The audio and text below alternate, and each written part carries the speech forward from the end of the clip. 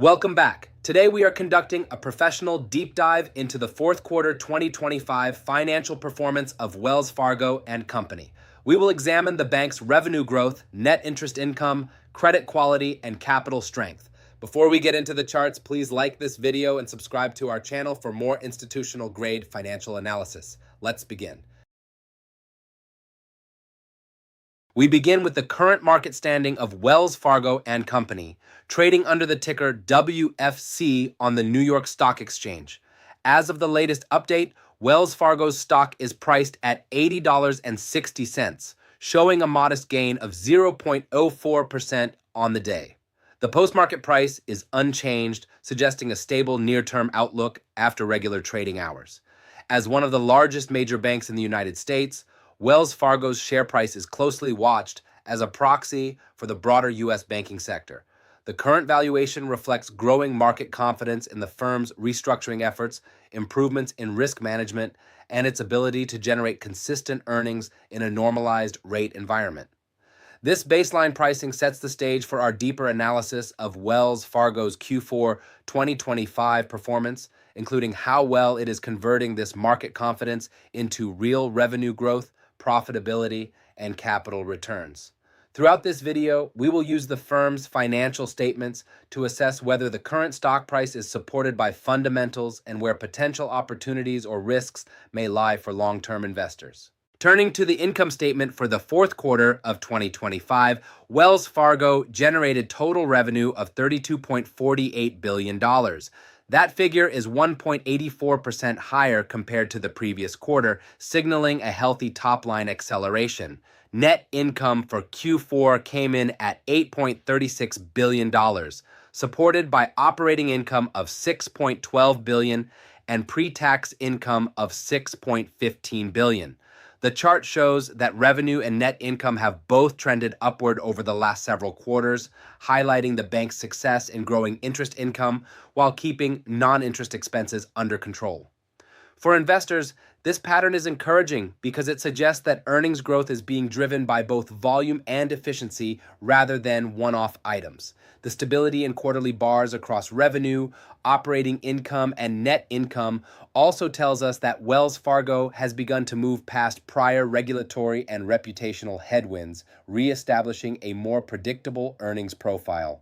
Observing these trends helps us understand how the bank is balancing loan growth, margin management, and credit costs to deliver consistent profit expansion into 2026. The balance sheet provides a snapshot of Wells Fargo's current financial position.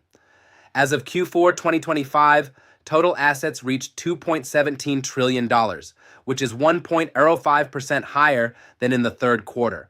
Over the same period, total liabilities increased by 5.52% to $1.87 trillion. This expansion reflects growth in the bank's loan book and deposit base, as well as its ongoing role in providing liquidity to households and businesses across the U.S. The gap between assets and liabilities represents the firm's equity cushion, which remains substantial and critical for meeting regulatory capital requirements. While the faster growth in liabilities this quarter suggests that Wells Fargo is taking on more funding to support asset growth, investors will want to see that this leverage is being deployed into high-quality, profitable assets. The chart of total assets versus total liabilities shows a gradual but steady increase over the last several quarters, pointing to a bank that is cautiously expanding its balance sheet while remaining within a disciplined capital framework. For long-term shareholders, the key question is how effectively this massive asset base is being converted into sustainable returns on equity. Cash flow analysis is crucial for understanding the liquidity dynamics of a major retail and commercial bank like Wells Fargo.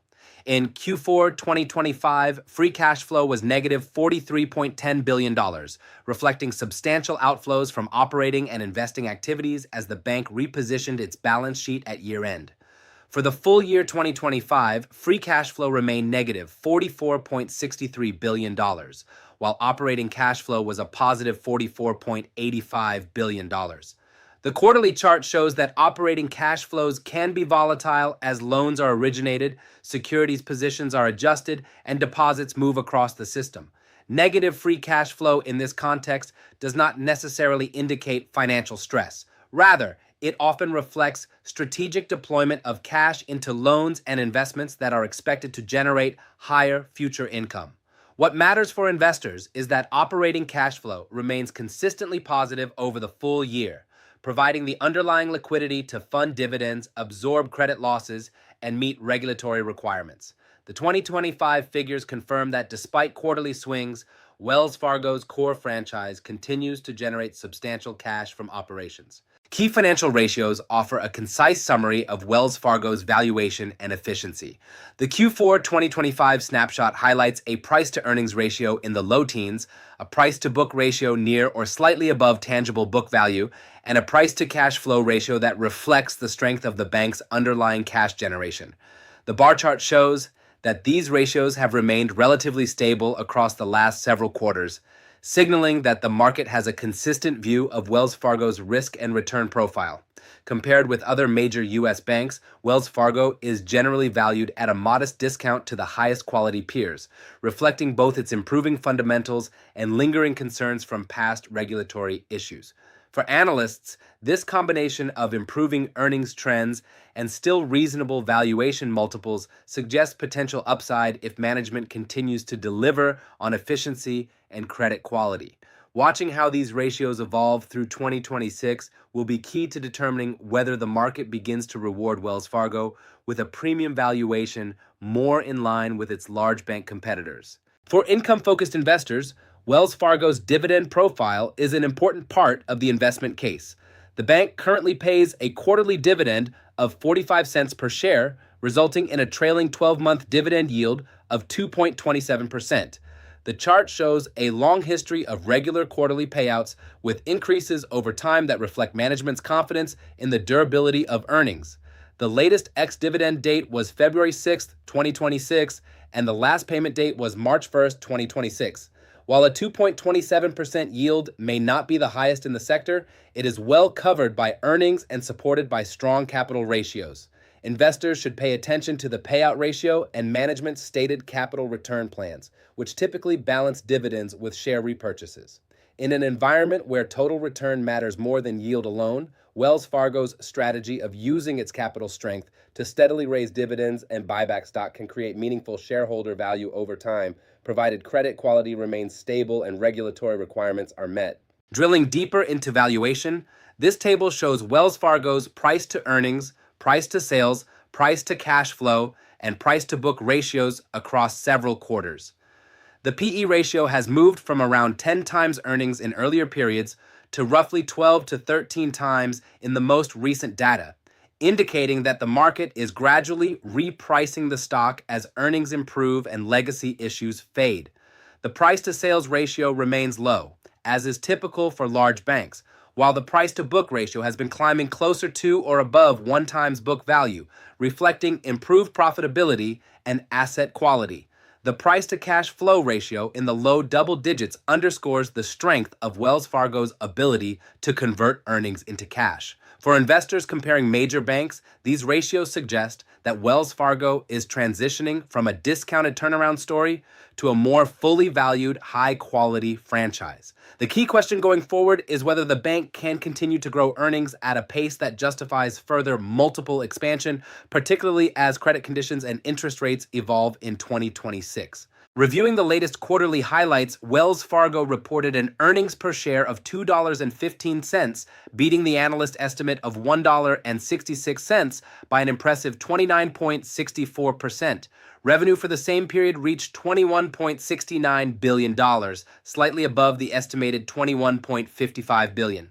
Looking ahead to the first quarter of 2026, analysts are projecting EPS of $1.53 with expected revenue of $21.74 billion. The sizable EPS beat in Q4 indicates strong operating leverage and disciplined cost control, even as revenue growth remains measured. For investors, this pattern of outperforming consensus expectations suggests that the bank's internal performance often exceeds what the market is pricing in. Continued execution at this level could drive further share price appreciation, especially if management provides clear guidance on capital returns and expense management. Monitoring these earnings surprises over time helps assess whether Wells Fargo is delivering a sustainable improvement in profitability or simply benefiting from one-off tailwinds. The revenue trend chart shows Wells Fargo's reported revenue by quarter alongside analyst estimates and the resulting surprise percentages. Over the last several quarters, reported revenue has oscillated around the $20 to $22 billion range, with most quarters showing modest positive surprises. In earlier periods, the bank delivered upside of 2 to 5% versus expectations, reflecting stronger than anticipated net interest income and fee revenue. The most recent quarter did see a smaller positive surprise, but the underlying trajectory remains stable rather than volatile. For investors, this pattern indicates that the bank's revenue forecasting is relatively well understood by the market, reducing the risk of major negative surprises. At the same time, a track record of modest beats suggests that Wells Fargo still has room to outperform conservative expectations, particularly if loan growth or fee income accelerates. As we move into 2026, the key will be whether management can convert this steady revenue base into faster earnings growth through further efficiency gains and disciplined credit provisioning. Finally, we analyze Wells Fargo's revenue by business segment and geography. Last year, the company generated $82.03 billion in total revenue, the majority of which came from its top-performing consumer banking and lending segment. That business alone contributed $36.10 billion, compared to $32.03 billion the year before, highlighting strong growth in core retail and mortgage operations. The chart also shows meaningful contributions from commercial banking, corporate and investment banking, and wealth and investment management. Geographically, the United States remains the dominant market, accounting for $70.36 billion in revenue, up from $62.30 billion in the prior year. This diversified segment mix provides Wells Fargo with multiple levers for growth, from consumer lending and deposits to fee-based advisory and wealth services. For investors, the expansion in consumer banking and lending is particularly important because it provides a large recurring revenue stream that can support dividends and buybacks even when more cyclical capital markets activities slow down. Understanding this segment and regional breakdown is key to assessing Wells Fargo's overall value and its ability to continue delivering stable, broad-based growth.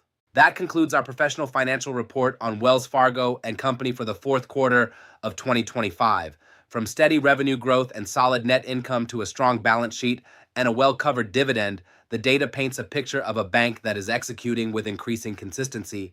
If you found this technical analysis helpful, please hit the like button and share your thoughts on Wells Fargo's outlook in the comments below. Don't forget to subscribe for more institutional-grade financial insights. Thanks for watching, and we'll see you in the next analysis.